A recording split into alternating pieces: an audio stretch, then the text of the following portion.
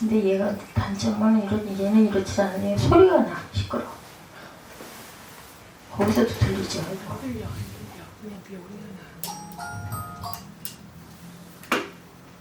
걔는 소리가 안 나는 것 같은데 왜 얘는 이렇게 소리가 나는지 몰라. 얘는 아나? 가까이 가면 할렐루야 샬롬 하고 우리 인사합니다. 할렐루야 샬롬 샬롬 샬롬 샬롬 샬롬. 하나님 사랑합니다. 여러분 주 안에서 사랑합니다. 18장 말씀이죠. 역대하 18장. 오늘 누구와 동행할까? 예, 주님과 동행해야 되죠. 예. 이제 소년의 기간 한 해 동안 우리가 감사한 것 주님께 감사의 연장이죠. 대림의 기간도 예수 그리스도를 우리에게 보내주시는 그날을 기다리는데 그것도 감사한 일입니다. 이미 주님이 오셔서 그때 그 구약의 그때와는 좀 다르게 이제 저희는 다 알고 있죠. 이런 부분들을 성경에도 나타나 있고 18장 1절에서 34절까지인데 오늘 본문은 11절까지가 중심이고 전체 우리 함께 보고 갑니다. 여호사밧이 부귀와 영광을 크게 떨쳤고 아합 가문과 혼인함으로 인척관계를 맺었더라. 이게 정말 문제였어요. 그죠? 그래서 아합과 여호사밧의 동맹과 그 동맹을 기초로 해서 벌인 전쟁에서 아합이 죽는 장면이 본장에 전개되어 있습니다.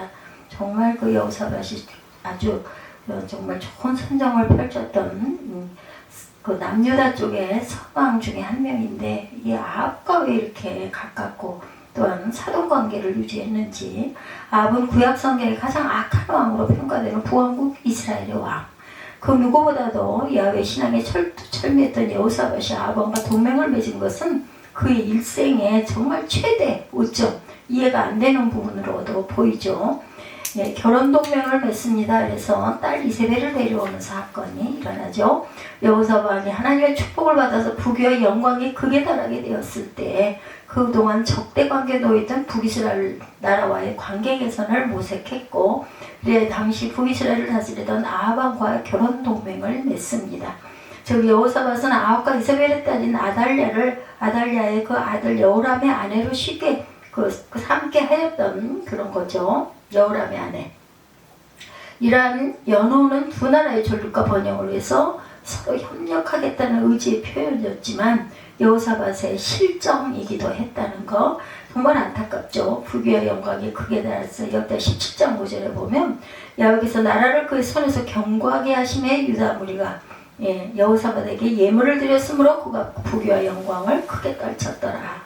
아합으로 더불어서 동맹합니다. 역대 18장 1절이죠. 여호사밧이 부귀와 영광을 크게 떨쳤고 아합 가문과 혼인간함으로 인척관계를 맺더라. 이렇게 시작합니다. 아합의 그 두 번째 제안입니다. 유다 여호사밧 왕과 동맹 맺은 아합은 유다 왕에게 함께 길란 라못을 치자 이렇게 제안을 했고 아합은 이 제안에 앞서 사마리아를 방문한 여호사밧을 위해 굉장히 성대한 연회를 베풀죠. 아합이 여호사밧에게 함께 할 것을 제안한 길란 라못은 요단 동편 갓지파의 중요한 성읍으로 국경지대의 고지에 위치한 아주 전략상으로는 중요한 요충지였다 그러죠. 아합은 이곳을 쳐서 빼앗으려고 계획하고 군사력이 강한 여호사밧에게 함께 칠 것을 제안합니다. 경계해야 할 불의와의 아합입니다. 고린도서 6장 14절에 너희는 믿지 않는 자와 멍에를 함께 매지 말라. 의와 불법이 어찌 함께하며 빛과 어둠이 어찌 사귀겠느냐 이렇게 말씀합니다.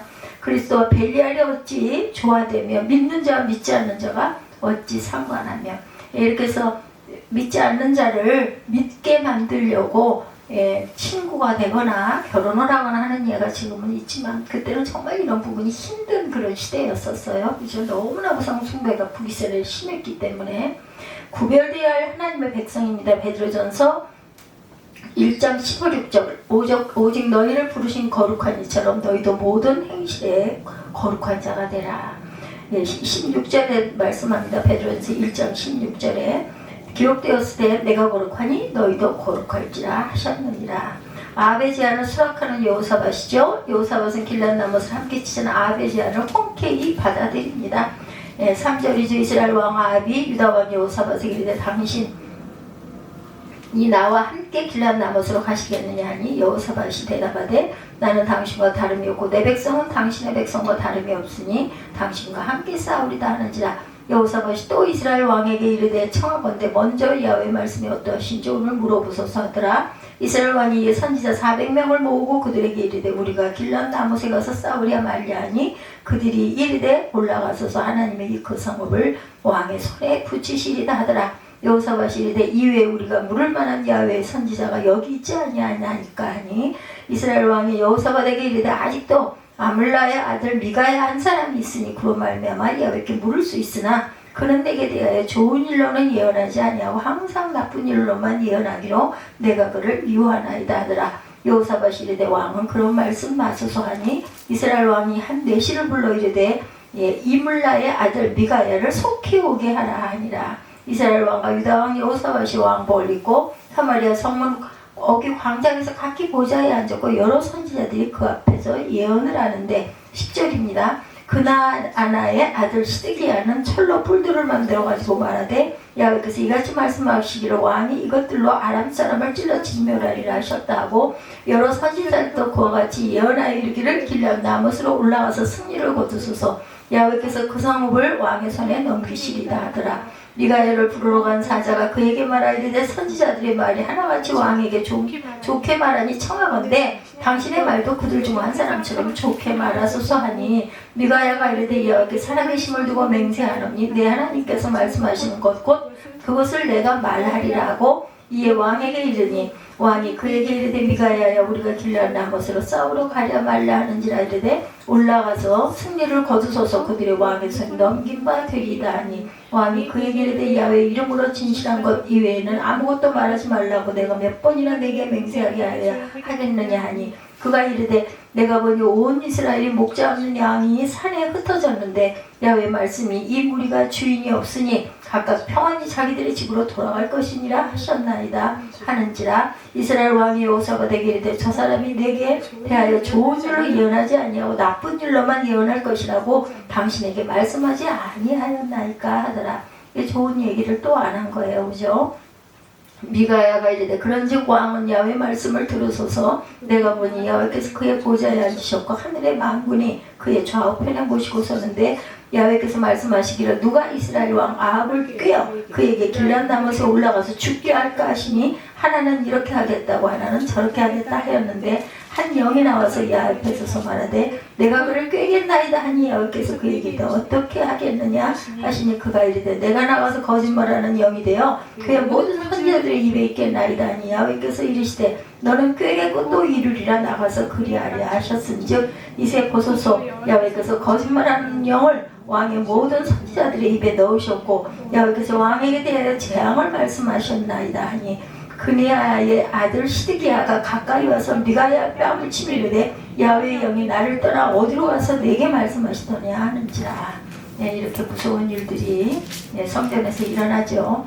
미가야가 이르되 내가 골방에 들어가 숨은 바로 그날에 보리라 하니라. 이스라엘 왕이 이르되 미가야를 잡아 시장 아몬과 왕자 요아세기로 끌고 돌아가서 왕이 이같이 말하기를 이놈을 옥에 가두고 내가 평안히 돌아올 때까지 고난의 떡과 고난의 물을 먹게 하려 하셨나이다 하니 미가야가 이르되 왕이 참으로 평안히 돌아오시게 된다면 야훼께서 내게 말씀하지 아니하셨으리다 하고 또 이르되 너희 백성들아 다 들을지어다 하니라. 이스라엘 왕과 유다 왕 여호사밧이 길앗 나못으로 올라가니라. 28절까지 그래도 전체를 보긴 해야 될 것 같아 제가 빠르게 읽었습니다. 여호사밧은 길앗 나못을 함께 치자는 아합의 제안을 흔쾌히 받아들였고 그는 아합을 매우 친밀히 여기는 표현으로 나는 당신과 일반이요 내 백성은 당신의 백성과 일반이다 이렇게 대답을 하죠. 그는 유다와 이스라엘의 연합을 강조하여 함께 싸울 것을 다짐합니다. 신앙적인 관점에서 볼 때 하나님을 섬기는 여호사밧과 바알을 숭배하는 아합과는 연합할 수가 없는데도 이들은 연합하여 결국 악한 결과를 가지고 옵니다. 그리스도인 인간관계를 맺을 때는 반드시 심사숙고를 할 줄 알아야 되겠다. 세상과 짝하면 하나님의 원수가 될 수 있다는 건 야고보서 4장 4절. 가늠한 여인들이 세상과 벗된 것이 하나님과 원수됨을 알지 못하느냐. 그런즉 누구든지 세상과 벗이 되고자 하는 자는 스스로 하나님과 원수되는 것이니라. 악행하는 자는 환난이 있다라고 로마서 2장 9절에 악을 행하는 각 사람의 영에는 환난과 공고가 있으니 먼저는 유대인에게요 그리고는 헬라인에게며 선을 행하는 각 사람에게는 영광과 존귀와 평강이 있으리니 먼저는 유대인에게요 그리고 헬라인에게다. 선지자에게 출전 여부를 묻죠. 5절에 거짓 선지자. 아합의 죄는 흔쾌히 승낙한 여호사밧은 길랄 나못을 치러 올라가기 전에 아합에게 하나님의 뜻을 물어보자 이렇게 얘기하죠. 이 아합은 자신에게 속한 선지자 400인을 불러서 묻습니다. 여기에 나오는 선지자 400인은 바알 선지자는 아니지만 북왕국 이스라엘의 타락한 종교와 타협한 선지자들이었어요. 그 이유는 바알 선지자 450명은 이미 하나님의 선지 엘리야와 함께 그죠? 갈멜산의 댁에서 죽음을 당했기 때문에 400명이 어디서 나왔겠어요, 그죠? 열왕기상 18장 21절에서 40절에 증거하고 있죠. 아합에게 속한 거짓 선지자들은 하나님이 그 성을 왕의 손에 붙일 것이라고 자신있게 말하며 전쟁에 나아갈 것을 예언합니다.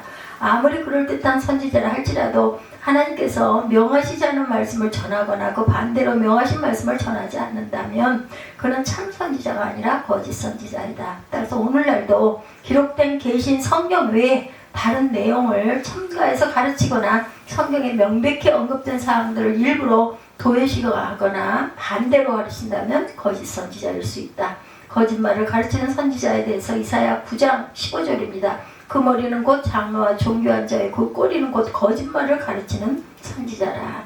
백성을 인도하는 자가 그들을 유혹하니 인도를 받은 자들이 멸망을 당한다 이렇게 말씀하고 있어요. 주의 묵시를 받지 못합니다. 그 예레미야 애가 2장 9절에 성문이 땅에 묻히며 빗장이 부서져 파괴되며 왕과 지도자들이 율법 없는 이방인들 가운데 있으며 그 성의 선지자들은 야훼의 묵시를 받지 못한다 이렇게 말씀해요. 미가야 선지자의 예언이 13절에 증거되었죠. 여호사밧은 아합에게 속한 선지자들의 말을 듣고는 그들의 말이 의심스러웠던지 아합에게 다른 선지자 없습니까? 라고 묻죠. 이 아합은 이물라의 아들 미가야가 있다 이렇게 얘기합니다. 미가야에 대한 아합의 부정적인 말을 들은 여호사밧은 미가야를 불러오라고 했고 여호사밧과 아합 앞에 나온 미가야 선지자는 이스라엘이 전투에서 패하여 목 잡는 양같이 흩어질 것을 예언합니다. 미가야는 참 선지자로 아합에게는 미움을 받는 그런 선지자였다. 참 선지자 미가야에 대해서 여기다 18장 8절에 이스라엘 왕이 한 내시를 불러 이르되 이물라의 아들 미가야를 속히 오게 하라 하니라. 성령의 감동하심을 입어요. 베드로서 1장 21절에 예언은 언제든지 사람 뜻으로 낸 것이 아니고 오직 성령의 감동하심을 받은 사람들이 하나님께 받아 말한 것이다 라고 말씀합니다. 핍박을 받는 참 선지자 미가야에 대해서 23절에 증거하고 있어요. 제가 28절까지 읽었죠. 봅니다. 참 선지자 미가야가 아합이 길란나무 전투에서 패배할 것을 예언하자 시드기야는 미가야의 뺨을 치며 그 예언이 거짓임을 주장하죠. 제가 읽은 부분에 나왔던 것 같아요. 29절에 이스라엘 왕이 여호사밧에게 이르되 나는 변장하고 전쟁터로 들어가려 하노니 당신은 왕복을 입으소서 하고 이스라엘 왕이 변장하고 둘이 전쟁터에 들어가니라. 아람 왕이 그의 병거 지휘관들에게 이미 명령하여 이르기를 너희는 작은 자나 큰 자나 더불어 싸우지 말고 오직 이스라엘 왕하고만 싸우라 한지라. 병거의 지휘관들이 여호사밧을 보고 이르되 이가 이스라엘 왕이라 하고 돌아서서 그와 싸우려 한즉 여호사밧이 소리를 지르매 야훼께서 그를 도우시며 하나님이 그들을 감동시키사 그를 떠나게 하시니라. 병거의 지휘관들이 그가 이스라엘 왕이 아님을 보고 추격을 그치고 돌아갔더라. 한 사람이 무심코 발을 당겨 이스라엘 왕이 갑옷 솔기를 쏜지라. 왕이 그의 병거 모든 자에게 이르되 내가 부상하였으니 내 손을 돌려 나를 진중에서 나가게 하라 하였으나 34절입니다. 이날의 전쟁이 맹렬하였으므로 이스라엘 왕이 병거에서 겨우 집행하며 저녁 때까지 아람 사람을 막다가 해질 즈음에 죽었더라.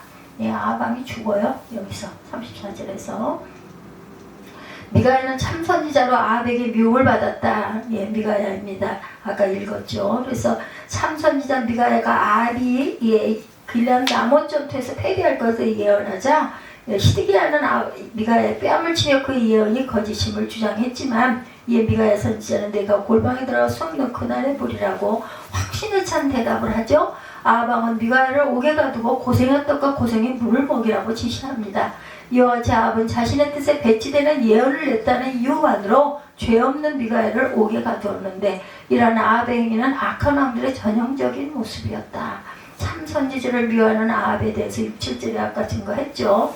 이스라엘 왕이 여호사밧에게 이르되 아직도 이물라의 아들 미가야 한 사람이 있으니 그로 말미암아 야훼께 물을 수 있으나 그는 내게 대하여 좋은 말로는 예언하지 아니하고 항상 나쁜 일로만 예언하기로 내가 그를 미워하나이다 하더라. 여호사밧이 이르되 왕은 그런 말씀 마소서 하니 이렇게 해서 다시 불러서 물었는데 결국 당신이 죽을 것이다 했는데 죽었죠. 악인에게 핍박받는 자는 복이 된다고 누가복음 6장 22절에 인자로 말미암아 사람들이 너희를 미워하여 멀리하고 욕하고 너희 이름을 악하다 하여 버릴 때는 너희에게 복이 있도다 라고 말씀합니다. 전쟁과 아합이 죽는 부분 34절에 증거되죠. 출전하는 아합과 여호사밧입니다. 28절에 참선지자 미가의 예언에도 불구하고 아합과 여호사밧은 길람 나뭇을 치러 올라가 전투를 벌였고 아합은 미가의 선지자 예언 때문에 여호사밧에게 이스라엘 왕복을 입히고 자신은 변장하여 군중으로 들어갑니다. 여호사밧을 죽이려고 방패로 내세운 거죠. 그는 인간의 눈을 속임으로 하나님의 예언으로부터 피하고자 했지만 한편 아람 왕은 병사들에게 이스라엘 왕을 집중 공격하라고 명령을 하죠. 마음이 완악합니다. 마태복음 13장 15절에 이 백성들의 마음이 완악해져서 그 귀는 듣기에 둔하고 눈은 감았으니 이는 눈으로 보고 귀로 듣고 마음으로 깨달아 돌이켜 내게 고침을 받을까 두려워함이니라 하였느니라. 변장하고 전투에 참여하는 아합입니다. 여호다 18장 28구절에 증거하죠. 이스라엘 왕과 유다 왕 여호사밧이 길람 나못으로 올라가니라. 이스라엘 왕이 여호사밧에게 이르되 나는 변장하고 전쟁터로 들어가리 하노니 당신은 왕복을 입으소서 하고 이스라엘 왕이 변장하고 둘이 전쟁터로 들어가니라. 아합이 죽습니다. 34절에 아합은 자신의 생명을 지키기 위해 변장까지 하는 최선을 다했지만 하나님의 뜻을 피할 수는 없죠. 변장하라고 병사들 속에 낀 전투를 하던 아합은 아랍 군사가 우연히 당긴 활에 맞아 부상을 당했고 그리고 전쟁이 치열해서 빠져나오지 못하고 결국은 죽죠. 그리고 그날의 전쟁이 명렬하에 부상당한 아합은 전쟁터에서 빠져나오지 못하고 그만 죽고 맙니다. 성경 저자는 아합의 죽음이 하나님께 대한 불순종임으로 말미암은 하나님의 진노의 심판이었음을 증거합니다.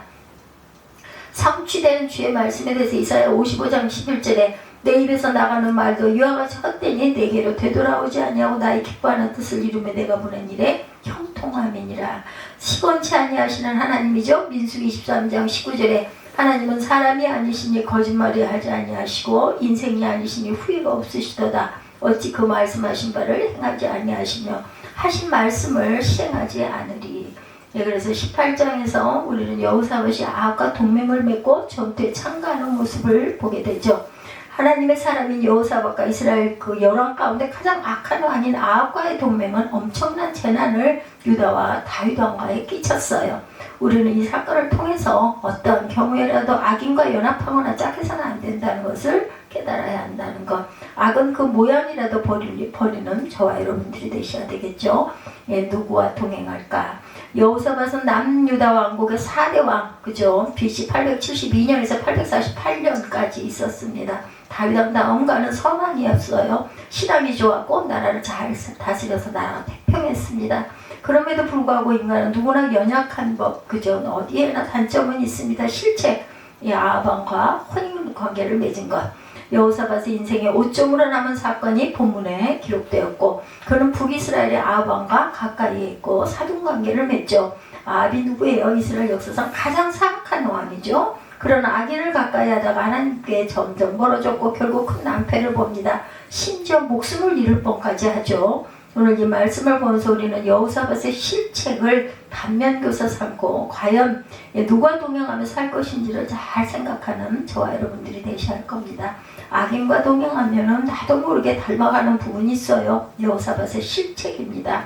한마디로 악인과 동행한 것, 그가 어떻게 그 어이없는 실수를 저질렀는지 이해가 가지 않은데 성경은 분명히 그의 실수를 밝히고 있고 역사합니다.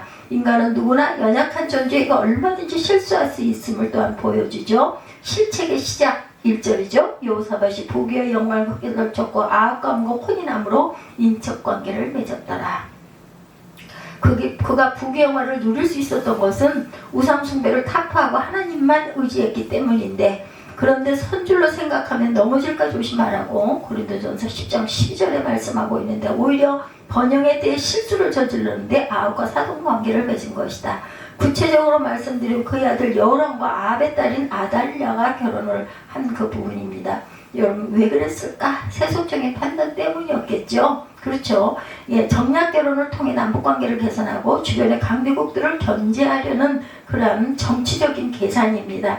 얼핏 보면 일리는 정치 외교적 동행이었던 것 같은데 영적으로 보면 어마어마한 실수를 저지른 거죠. 아합은 가장 사악한 왕이었고 특히 아내 이세벨은 이방 그 시돈의 공주 출신이었고 바알신과 아세라신 숭배를 항상 숭배를 하는 그런 가문이었다. 아무리 이익이 된다 해도 그런 악인들과 깊은 관계를 맺는다는 것을 위험천만한 일이 아닐 수 없다. 계속 깊은 관계 속으로 빠져들어갑니다. 자기도 모르게 조금씩 이 정도는 도와줘야지, 이거 같이 해야지 하면서 자꾸 빠져들어가는 거죠. 2년 후에 그간 사마리아의 아합에 내려갔더니 아합이 그와 시종을 위하여 양과 소를 많이 잡고 함께 가서 길라 나무 치기를 권하였더라. 2년 후 북이스라엘의 수도 사마리아에 신선 방문했는데 큰 대접을 받습니다. 근데 그 다음이 문제. 아합이 길르앗 나못을 치러 가자 이렇게 참전을 권했고, 길르앗 나못은 요단강 동쪽 땅으로 본래 이스라엘의 영토였는데 아합의 아버지 오므리 왕 때 아람 나라에게 빼앗긴 그런 땅이었어요. 그것을 다시 찾자고 전쟁을 벌이자는 것이었고, 여기서 권한다는 단어는 유혹한다는 뜻입니다. 가문이 서로 유혹하고 설득했다는 것, 그 말에 여호사밧은 속수무책으로 넘어가 버리고 말고, 그래서 여호사밧이 하나님을 경외하는 사람이라 다른 게 한 가지 있었던 것은 하나님께 물어보자 했던 부분이 다르죠. 4절이죠. 여호사밧이 온 이스라엘을 향하여 이르되 청하건대 먼저 여호와의 말씀이 어떠하신지 오늘 물어보소서 하니라. 그러나 아합 주변에 400명의 선지자들이 있어도 다 어영 선지자들이고 거짓 선지자들이었다. 하나님의 뜻을 정직하게 전하는 자들이 아니라 아합의 비유를 바치는 자들, 그들은 무조건 아합이 승리한다고 거짓 예언을 했고, 앞에서 듣고 있던 여호사밧이 왠지 찜찜해 다른 선지자는 없는지 물어봤습니다. 거짓 선지자의 대표격인 시드기야가 오버액션을 하며 예언하죠. 10절 11절에 그네아의 아들 시드기야는 철로 뿔들을 만들어 가지고 말하되 야훼께서 이같이 말씀하시기를 왕이 이것들로 사람을 찔러 지면하리라 하셨다 하고, 11절에 여러 선지자들도 그와 같이 예언하여 이르기를 길앗 나못으로 올라가서 승리를 거두소서 야훼께서 그 성읍을 왕의 손에 맡기시리라 하더라. 그 철은 당시 가장 강한 금속이었고, 철은 권세와 능력을 상징했습니다. 아합 왕의 능력과 권세가 대단하니 아람 나라 쯤은 거뜬히 이길 수 있다. 근데 딱 한 사람 미가야라는 참 선지자가 있었고, 그는 가진 협박에도 불구하고 하나님께서 계시를 받은 대로 정확하게 예언을 하죠. 27절입니다. 미가야가 이르되 왕이 참으로 평안히 돌아오시게 된다면 야훼께서 내게 말씀하시지 아니하셨으리다 하고 이르되 너희 백성들아 다 들을지어다 아니라. 무슨 말인가 하면 아합이 반드시 참패하고 결국은 전사하게 된다는 말이었어요. 아합도 여호사밧도 그 예언을 무시하고 출전합니다. 그 후들이 전쟁터에서 어떻게 되었어요? 아합은 부상당한 후 전사하고 여호사밧도 죽을 뻔해서 가까스로 도망을 치죠. 18장 28절 31절 이렇게 증거합니다. 이스라엘 왕과 유다 왕 여호사밧이 길앗 나못으로 올라가니라. 병거의 지휘관들이 여호사밧을 보고 이르되 이스라엘 왕이라고 돌아서서 그와 싸우려 한즉 여호사밧이 소리를 지르매 야훼께서 그를 도우사 하나님이 그들을 감동시켜서 그를 떠나게 하신지라. 알아봤다라는 거죠. 이 사람 이스라엘 왕 아니야. 알아봤다는 겁니다.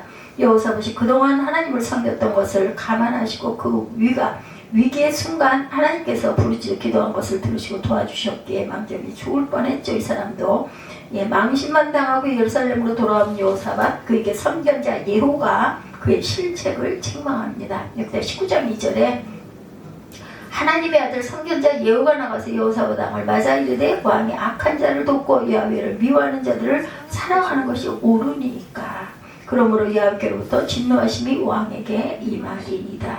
하나님을 거역하는 악인과 동행하는 게 얼마나 해로운 것인지 정말 조심해야 되고, 그 사람을 완전히 돌이키게 할 수 없을 때는 아예 상종하지 않는 게 맞습니다. 신앙생활하면 누구에게나 어려운 문제, 온전히 하나님만 의지하는 거 참 어렵죠. 세상에 속해 살면서 순도 100%의 신앙이 어렵다는 것. 여호사밧이 나름대로 하나님을 경외하는 신앙이었지만 잠시 세상의 힘을 의지하고 한눈을 팔다가 이렇게 죽을 뻔한 낭패를 당하죠. 하나님과 세상, 하나님과 우상을 겸하여 섬기는 것을 흔히 혼합주의다 이렇게 얘기합니다. 예, 그런데 구약 이스라엘의 문제가 바로 여기에 있었어요. 오늘날도 모든 그리스도인들이 빠지기 쉬운 문제. 누구도 그냥 아니다, 나는 절대 그렇지 않아, 이렇게 강구할 일은 아니에요. 하나님만 의지하고 하나님과 동행하면 되는데, 그래서 믿는 자들은 믿는 자들과 함께 많이 어울리고 많이 교류하고, 그죠? 서로 기도 제목도 나누고 기도도 중보기도도 해줘야 되고, 그래서 교회가 바로 그런 공동체 역할을 해야 합니다. 세상을 바라보고 의지하고 한마디로 표현하면 양다리 걸치기, 이거 정말 어렵고 위험합니다. 하나님이 또한 기뻐하시지 않아요. 하나님과 동행하기도 어렵습니다. 실패하고 망하는 일들이 너무나 많다. 고린도서 6장 14절에서 16절에 바울은 단단히 경고하죠. 너희는 믿지 않는 자와 멍에를 함께 매지 말라. 의와 불법이 어찌 함께하며 빛과 어둠이 어찌 사귀며 그리스도와 벨리알이 어찌 조화되며 믿는 자와 믿지 않는 자가 어찌 상관하며 하나님의 성전과 우상이 어찌 일치가 되려. 우리는 살아계신 하나님의 성전이라. 예, 멍에를 같이 맨다는 것은 소 두 마리를 한 멍에 묶어놓는 것을 말합니다. 덩치가 다르면 보조가 맞지 않아요. 곤욕을 치르다가 엎어지게 되죠. 그리스도를 따르는 성도가 벨리알, 마귀를 따르는 악귀가 어울리면 함께 망하고 만다. 그래서 야고보서 4장 4절에 심지어 이렇게까지 표현하죠. 누구든지 세상과 벗이 되고자 하는 자는 스스로 하나님과 원수되는 것이니라. 이렇게까지 말씀합니다. 세상을 가까이 하면 하나님과 원수가 된다. 하나님과 원수가 된다고 반대편에 서서 잘 되기를 바란다면 정말 어리석은 것이죠. 그러므로 아무리 이익이 된다 해도 악인과 상종해서는 안 되고 함께 뭔가를 찾고 일을 해서는 안 된다. 하나님을 잘 섬긴다고 했던 여호사밧 쫓아 넘어가는 것, 누가 큰 소리 칠 수 있겠는가, 정말 조심해야 될 부분이다. 악인과 동행하는 것은 마치 늪에 빠지는 것과 같다. 한번 빠지면 점점 더 깊이 빠져들어가죠. 헤어나기가 어려워요. 그러므로 늪은 피하고 보는 게 상책이다. 혹시라도 악인을 가까이 하고 있다면 그를 변화시키거나 아니면 단호하게 정리해야 된다. 미국의 클리블랜드 대통령, 22대 대통령입니다. 예, 그의 청소년은 어느 주일 저녁에 친구와 함께 술을 마시고 도박장을 찾아가려고 했다고 그래요. 근데 공교롭게 도박장 부근에 작은 교회가 있는데 지나가다가 교회 입구에 게시된 설교 제목을 보게 됩니다. 죄의 삭은 사망이다, 이렇게 쓰여 있더래요. 그 말씀이 그의 마음을 찔렀어요. 그는 친구에게 우리 도박장에 가지 말고 교회 가보자 라고 말했다고 그러죠. 그러다 그 친구가 한 번 결심했으면 가야지, 교회라니 무슨 소리야 하며 당연히 거절하죠. 놀러 가자고 그랬는데 무슨 교회 들어가냐는, 아 그래, 그런 사람은 없습니다. 티격태격하다 결국 그 친구는 처음 작정한 대로 도박장으로 갔고 클리블랜드는 교회로 들어갔다 그러죠. 그날 저녁 클리블랜드는 하나님의 말씀을 듣고 회개합니다. 이제는 하나님의 영광을 위해 살기로 헌신했고, 그로부터 30년이 지난 후 그는 미국의 22대 대통령으로 취임을 하죠. 22대와 24대 대통령이셨네요, 이분이. 반면 도박장으로 향했던 친구는 감옥에서 대통령 취임 기사를 읽으며 한숨을 거두고 한숨을 쉬고 가슴을 쳤다 그래요. 클리블랜드가 그날 밤 악인과 동행하다 돌아서지 않았더라면 인생이 어떻게 되었을까? 그러므로 우리가 항상 어렵고 힘든 일이 있다 하더라도 아무리 세상에 유혹을 해와도 세상을 가까이 하지 않고 악인을 변화시키지 않으려면 좀 멀찌감치 빌어놓는 게 맞다. 의인과 동행한 다윗과 다니엘, 우리 잘 알죠. 그 대신 우리는 의인과 동행해야 한다. 성경에 의인과 동행하다 승리한 사람들의 이야기들이 많이 나오죠. 그들은 하나님을 경외하는 의인들과 함께하면서 큰 은혜를 체험합니다. 대표적으로 다윗과 다니엘의 예를 보죠. 사무엘상 18장에 다윗의 절친 요나단의 이야기 여러분들 잘 아시죠? 예. 그래서 항상 요나단을 돕고 항상 끝까지 요나단을 그저 존경해줬던 그런 이야기를 우리가 압니다. 그는 사울왕의 큰아들이죠.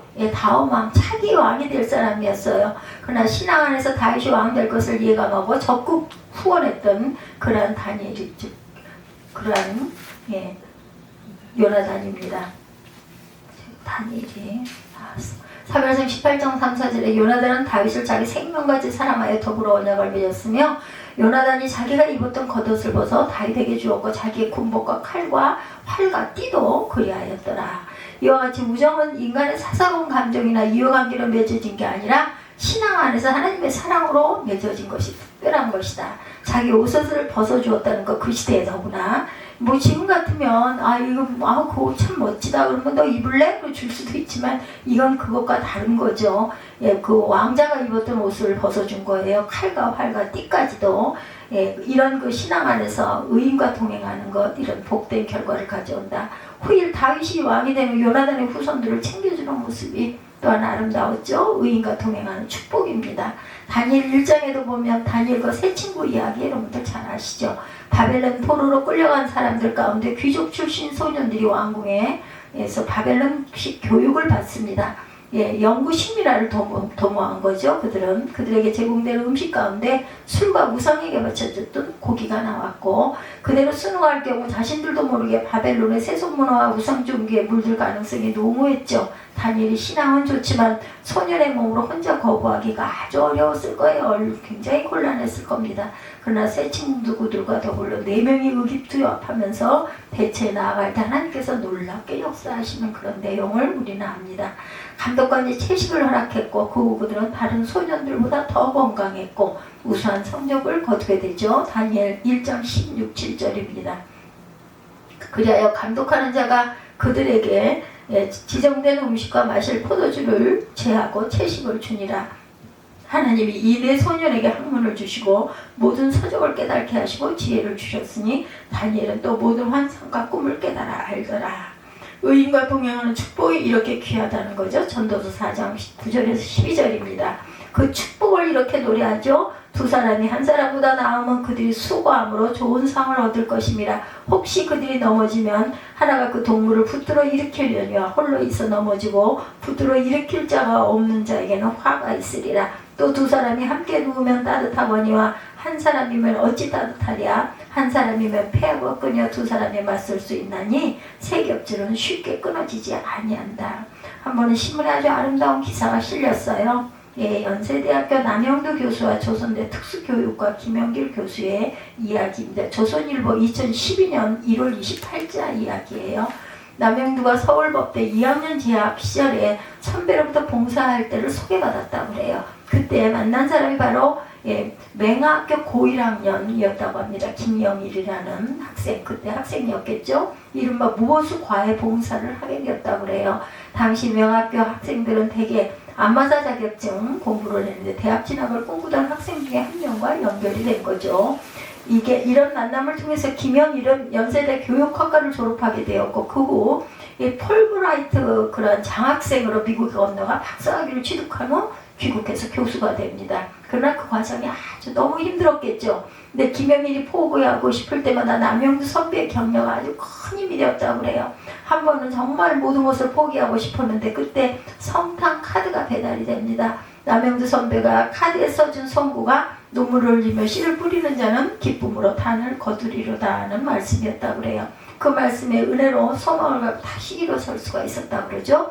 김영일 교수는 이렇게 고백합니다. 저희 인생의 남영두 선배와의 만남은 그 자체가 기적이었습니다.